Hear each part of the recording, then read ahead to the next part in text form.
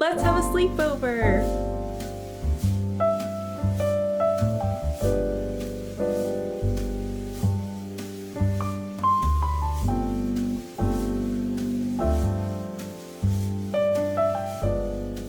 You know that feeling when you just need a girly, fun night with your friends?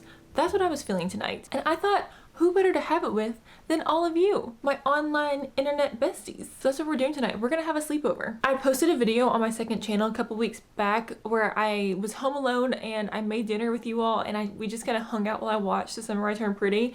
And I was wanting to film another video like that for my main channel, and I decided a sleepover theme would be so much fun. So we're gonna have the most perfect girly aesthetic sleepover together. I'm so excited. On the agenda, we have making a fun little treat, of course watching a movie, we're gonna do a face mask, we're gonna do a little craft, and then I asked for some questions to answer at the end that are kind of advice related, like big sister advice related, and I thought it would just be fun to do some good old sister advice. So I obviously had to change into something cozy, and so I'm wearing the cutest pajamas from Victoria's Secret. They're light pink and they have these little like rhinestones all over them with black trim, and then let me show you the bottoms. Look at that rhinestone part of the bottoms.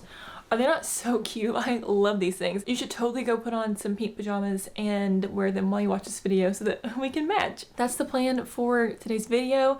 It's so cozy and kind of rainy outside, and it's just the perfect night to do a video like this. So that is the plan. I think first things first, we need to go make our little treats, because what is a sleepover without a little sweet treat? So let's go head to the kitchen. Okay, for our treat tonight, we're gonna be making strawberry shortcake puppy chow.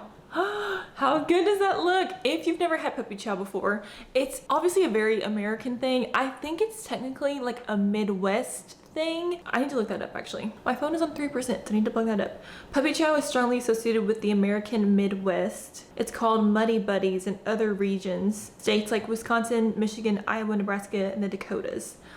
I don't live in the Midwest, I actually live in the South, but I love puppy chow. And when I saw this on Pinterest, the strawberry shortcake puppy chow, I knew we had to try it. Original puppy chow is Chex Mix, peanut butter and chocolate, and then you coat it in powdered sugar. This one is a little different, where we're going to coat our rice Chex in white chocolate, and then we are going to put some freeze-dried strawberries into the food processor, make that into a powder, and then mix that with our powdered sugar, and that's what we're gonna coat our puppy chow in. I actually really love white chocolate, and so I feel like I'm just gonna really like this. It's gonna be a very different flavor from traditional puppy chow, but I feel like it's gonna be delish.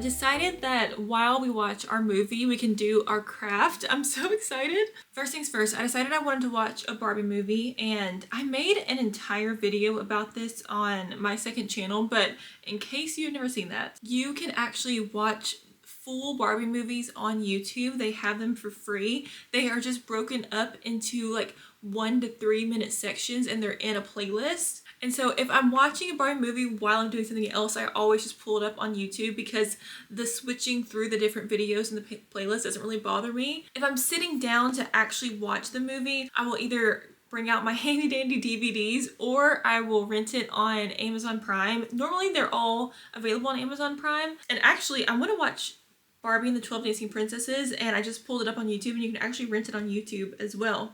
but they have it for free in a playlist. So might as well just do that. I just searched Barbie and the 12 Dancing Princesses, and you can see the first one that pulls up is in a playlist, and you can click that, play it, and it plays like the normal movie would. It's a really good hack if you're just craving a Barbie movie, you just want to pop one on. We are going to start that. I'm going to set that up.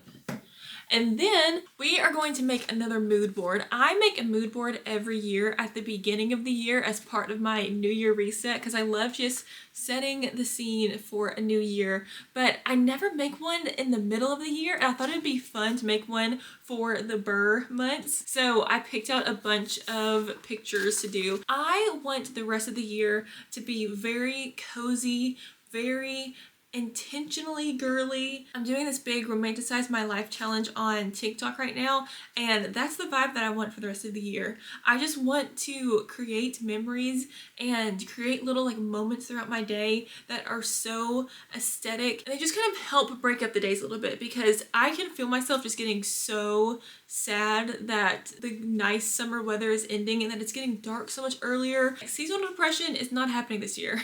We are going to be happy throughout fall and winter, and I think part of that is trying to romanticize it as much as I can. And so I picked out some really cute pictures. It is my birthday in November, so that always helps a little bit. And then obviously Wicked is coming out in November, so I have some Glinda stuff on here. I have some cute birthday pictures on here. I of course have a bunch of pink Christmas trees on here. I cannot wait to go Christmas decor shopping again because I have been seeing the new At Home collection and the new Michaels collection for this year, the pink ones, and they look amazing. And then yeah, some pretty fall leaves that honestly look pink. I think they've been like edited to look pink, which I love that. So basically, if you want to do this too, all you have to do is go on Pinterest, pick out which photos you want. It's nice to go in with a plan, so think of things that you want photos of. Search that up on Pinterest. So like for these, I searched pink birthday aesthetic or pink autumn aesthetic or pink Christmas aesthetic. Obviously I wanted all of mine to be pink, but you could do whatever you wanted it to look like. And then you'll cut them out, and you need some sort of notebook to put them in. This is actually my planner where I have my year mood board. I'll show you that. This one is so cute. I have lots of Paris things on here, which obviously came true this year. I have lots of book things and Pilates things. My planner actually has a space for notes. It has like a blank grid paper in the back, and so I'm going to put my new mood board in the back. It's kind of funny, like my year mood board at the beginning of the year and the beginning of the planner, and my end of year mood board at the end of the planner. So I'm gonna cut all of these squares out, and then I have this scrapbooking tape that I use. You can use any sort of roll-on double-sided tape or just plain Scotch double-sided tape, and we're just going to place them together. I'm gonna turn on my movie and we can get to crafting.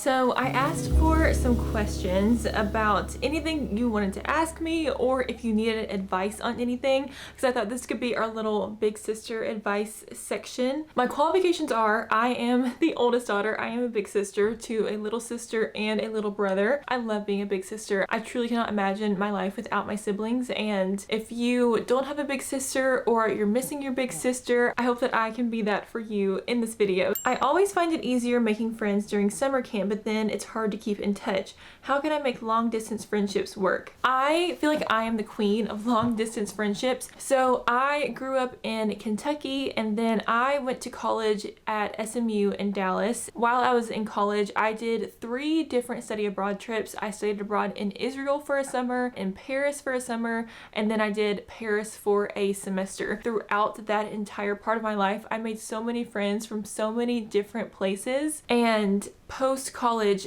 a lot of people go their own ways, and it is definitely hard to keep up with long-distance friendships, but if you actually put in the work and are intentional about keeping in contact with your long-distance friends, they can be as good of friends as your in-person friends. One thing that I find super helpful is scheduling FaceTime dates or phone call dates with your friends. I feel like right after I graduated college and I was still trying to keep up with everyone, I would just call my friends randomly, or they would call me randomly, and we'd be busy doing something, and then we'd be playing phone tag for the next couple days. Instead, what I started doing was I would text my friends and be like, hey, I miss you so much. Let's talk soon. When is a day within the next week that you could talk, and what time? And we worked through our schedules, and we would set a date and a time that we could have our FaceTime or our phone call. That made it so much easier. I think you have to think about like who you haven't talked to in a while, and then setting that time aside makes it so that you can talk to that person solely what you're focused on. You can catch up on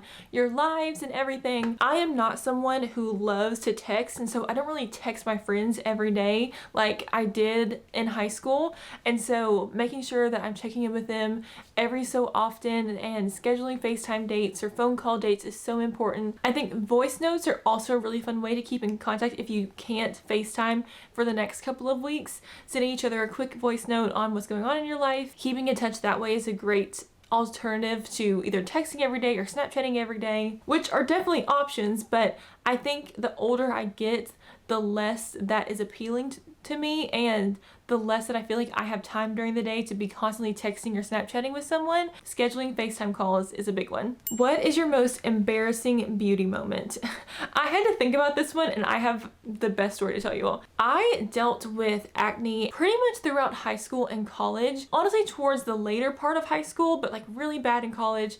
And before that all started, I was kind of just having like a little spot here and there. Before I knew how bad it could get, I was so torn down about having one little spot on my face. And this was the day before my sophomore year of high school. So the way that my high school worked was that we had something called the Trojan Academy, which is where the freshmen took classes in high school. So all the freshmen were kind of in their own little bubble, and then you didn't really get to the real high school until you were in sophomore year. Like the freshmen had their own gym and lunchroom, and we were in an entirely separate part of the building. So sophomore year, my first day of sophomore year was kind of my first entrance into real high school.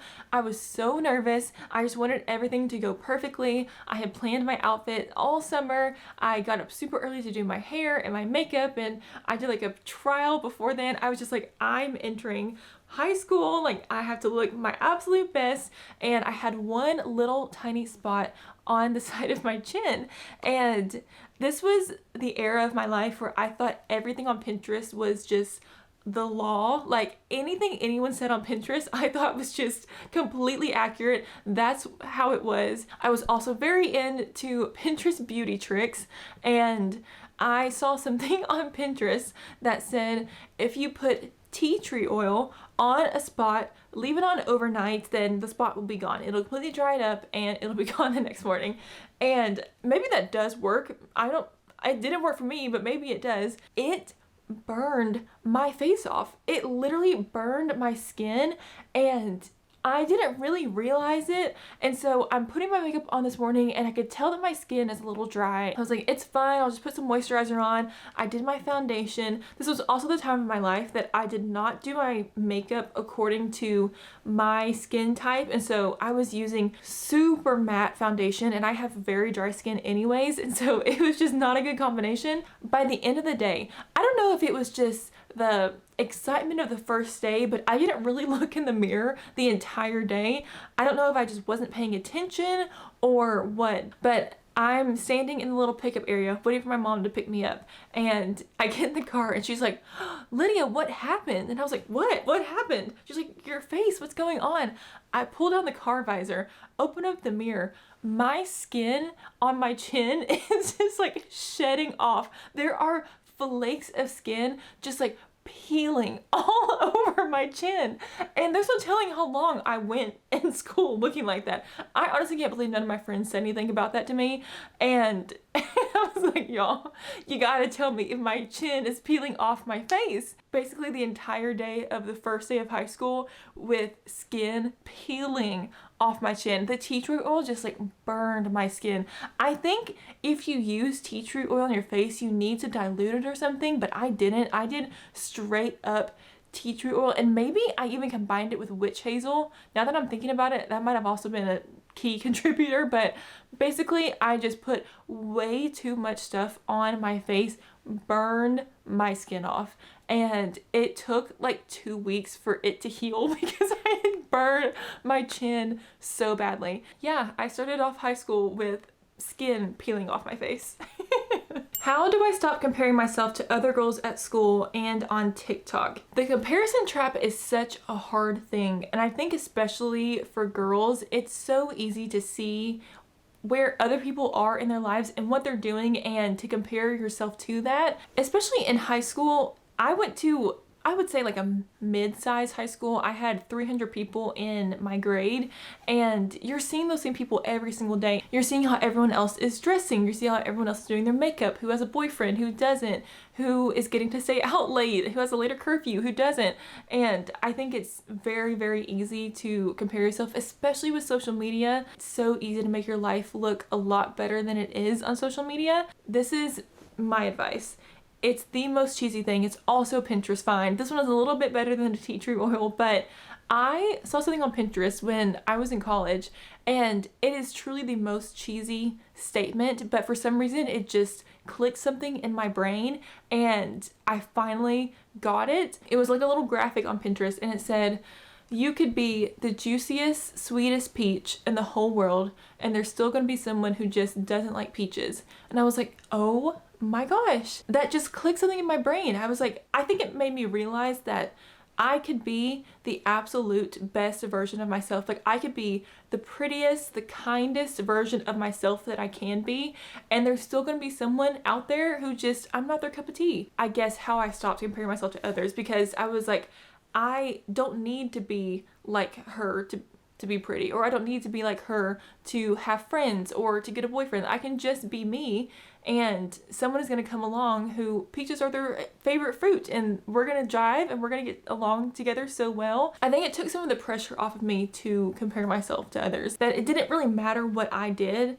Like I said, I could put in all of the work possible to be the absolute best version of myself, and I'm still going to not be someone's favorite person, and there's nothing I can do about that, and it's okay, because there are going to be people who I am their favorite person, and that's what matters. How do you stay motivated? I hate school and it's hard to get my work done. Staying motivated when you hate what you're doing is so hard. Obviously, I'm not in school anymore, and so I feel like all the things that I do, I want to be doing, or at least semi want to be doing. When I was in school and I was taking a class that I really, really didn't like, and I just procrastinated my homework and projects so much, I would always do the timer trick. So you can set up for different time limits. I think starting out 15 on, 15 off is a good place to start. So basically you set up your workstation, you have to write a paper, or you have a bunch of homework to do, work for 15 minutes, take a break for 15 minutes, work, take a break, work, take a break. It gets you at least through the first little bit of it,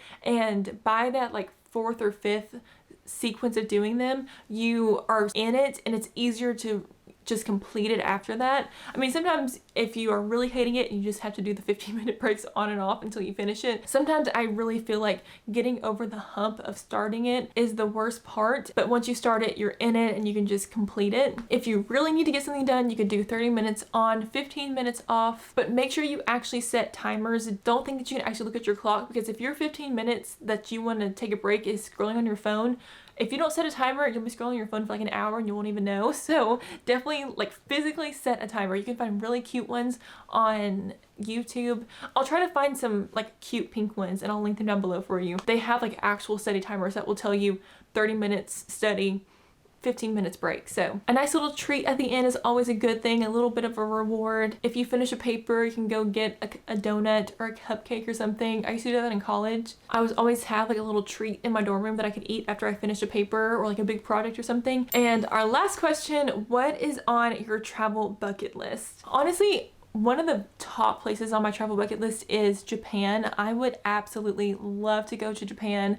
I would love to go to Tokyo and Kyoto. The closest I've ever gotten to that side of the world is Israel, so I would really, really love to go to Japan. I am dying to do a European Christmas trip and do a Christmas market somewhere. We visited Strasbourg in France when I was visiting during the summer, and so obviously it wasn't decked out in Christmas stuff yet, but they had the best gingerbread. Like, they were known for their gingerbread, and they had all these gingerbread shops, and they were all open even though it was in the summer. They were such good gingerbread, and the pictures that I've seen of Strasbourg in the winter during Christmas, all the Christmas markets, is amazing. And so I would love to do that. Vienna and Austria during Christmas, anywhere with like a super, super magical Christmas market, I would love to go to. And then I really, really want to visit Egypt. I have always loved Egyptian history, and to visit the pyramids in person would just be a dream trip for me. All right, I think it's time for a little spa night. I need to wash my hair tonight, so I'm gonna do my full hair routine.